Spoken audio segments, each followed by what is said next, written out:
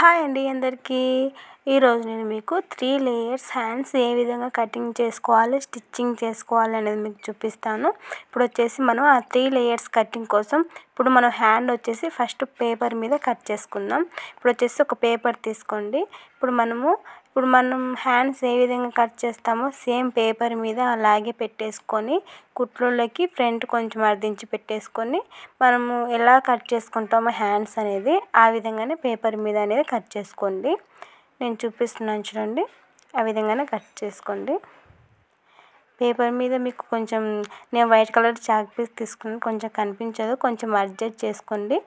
మీరు హ్యాండ్స్ ఏ విధంగా కట్ చేస్తారో ఆ విధంగా కట్ చేసుకోండి. ఇప్పుడు మనం హ్యాండ్స్ అనేది కట్ చేసాం కదా పేపర్ మీద. ఫస్ట్ మనం హ్యాండ్ లెంత్ సైజ్ ఎంత ఉందో ఒకసారి మనం చెక్ చేసుకుందాం. హ్యాండ్ సైజ్ వచ్చేసినది 6 ఇంచ్ ఉందన్నమాట. మొత్తం 2 ఇంచెస్ దగ్గర నేను గుర్తు అనేది వేసేసుకున్నాను. 6 ఇంచెస్ సరిపోతుంది కరెక్ట్గా అట్లా.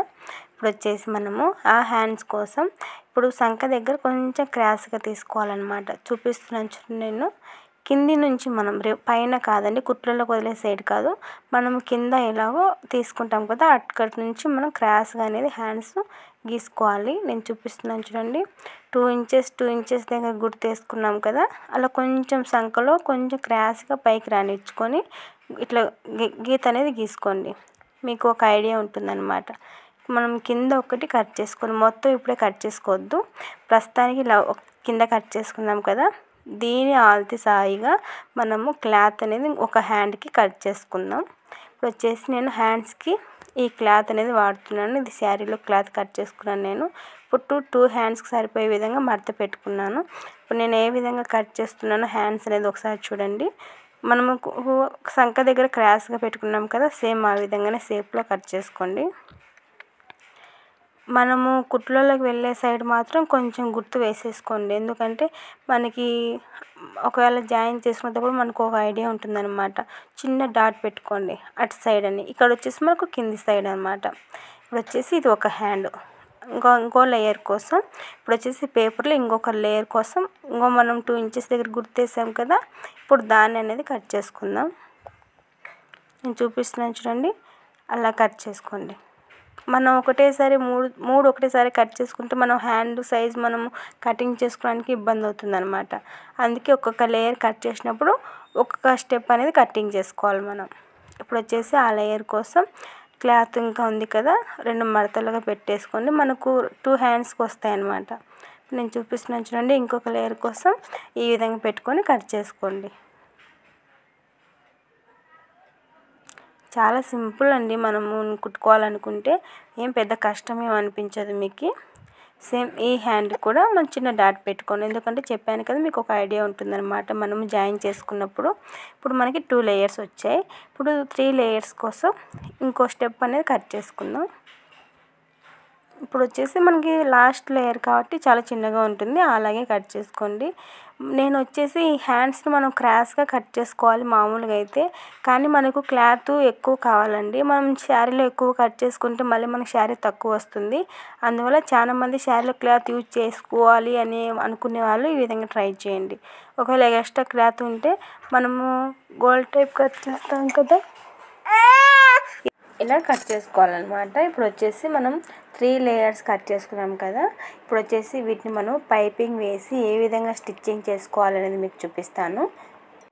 ఇప్పుడు చాలా సింపుల్గా అండి, చాలా సింపుల్ హ్యాండ్స్ అనమాట. ఇప్పుడు వచ్చేసి నేను మీకు పైపింగ్ కోసం నేను పింక్ కలర్ వాడుతున్నాను. నేను బ్లౌజ్ వచ్చేసి పింక్ కలర్ తీసుకున్నాను, ఆపోజిట్ అనమాట. ప్లెయిన్ శారీకి నేను ఆపోజిట్ బ్లౌజ్ తీసుకున్నాను కదా, హ్యాండ్స్ ఆపోజిట్ కాబట్టి మనం పింక్ కలర్ పైపింగ్ వేసుకుంటే బాగా అందంగా ఉంటుందన్నమాట హ్యాండ్స్ అనేవి. మొత్తం 1 సైడ్ అనేది కుట్టేసుకోండి పైపింగ్ కోసము. ఇలా కుట్టుకున్న తర్వాత ఇప్పుడు వచ్చేసి మనము హ్యాండ్స్కి మనం 3 లేయర్స్ కట్ చేసాం కదా, ఫస్ట్ లేయర్ కోసం పైపింగ్ అనేది వేసేసుకోండి. మనము డాట్ పెట్టుకునే సైడ్ కాకుండా ఇవతల సైడ్ అనేది పైపింగ్ అనేది వేసుకోవాలి. నేను ఫస్ట్ లేయర్కి ఒక డాట్ వేస్తున్నాను చూడండి. మనకు ఆ కుట్టు అనేది కనిపించకూడదు అనమాట. మనం పైపింగ్ వేస్తున్నాం కదా, పైపింగ్ మధ్యలో పడేటట్టుగా కుట్టు అనేది వేయాలన్నమాట. అట్లయితే మనకి పైన నీట్గా కనిపిస్తుంది. మనకి చూసారా ఎంత నీట్గా కనిపిస్తుందో. అలాగే స్టిచ్చింగ్ చేసుకోండి. డబల్ కుట్టు వేసుకుంటే కనుక అంత లుక్ ఉండదన్నమాట. ఇలా అయితే కనుక మనకి నీట్గా ఉంటుంది. ఇది వచ్చేసి ఫస్ట్ లేయర్ అనమాట. మనకు పైన వస్తుంది లేయర్. ఇప్పుడు వచ్చేసి సెకండ్ లేయర్ కూడా సేమ్ ఆ విధంగానే పైపింగ్ అనేది వేసేసుకుందాం. వన్ సైడ్ కుట్టుకొని కుట్లలోకి మాత్రం ఎక్కువ పెట్టేసుకోకండి. ఎందుకంటే అవతలకి వెళ్ళిందనుకో మనము హ్యాండ్ వేసుకున్నప్పుడు వెనక్కి తిరుగుతుంది అనమాట. మనము కరెక్ట్గా గోటుకు సరిపోయేంత తీసుకోండి. ఎక్స్ట్రా క్లాత్ మొత్తం కట్ చేసుకోండి. అలా అయితే మనకి పైపింగ్ కరెక్ట్గా కూర్చుంటుంది అనమాట. నేను చూపిస్తున్నాను చూడండి. అలానే ట్రై చేయండి. ఎక్కువ క్లాత్ అనేది కుట్టుల సైడ్ పెట్టుకోవద్దండి.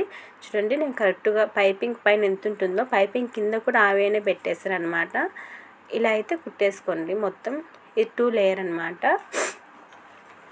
నేను డబుల్ స్టిచ్చింగ్ అనేది ఎక్కడే కానీ వేయలేదండి. ఓన్లీ 1 స్టిచ్చింగ్ వేసాను పైపింగ్కి. 2 లేయర్ కూడా వచ్చేసింది. ఇప్పుడు 3వ లేయర్ కూడా సేమ్ ఇలాగే పైపింగ్ అనేది వాడండి. మీరు ఇంకో విషయం, డాట్ పెట్టుకునే సైడ్ మాత్రం అనేది మనం పైపింగ్ వేయకూడదు. ఇది ఒక్క విషయం అనేది గుర్తుపెట్టేసుకోండి.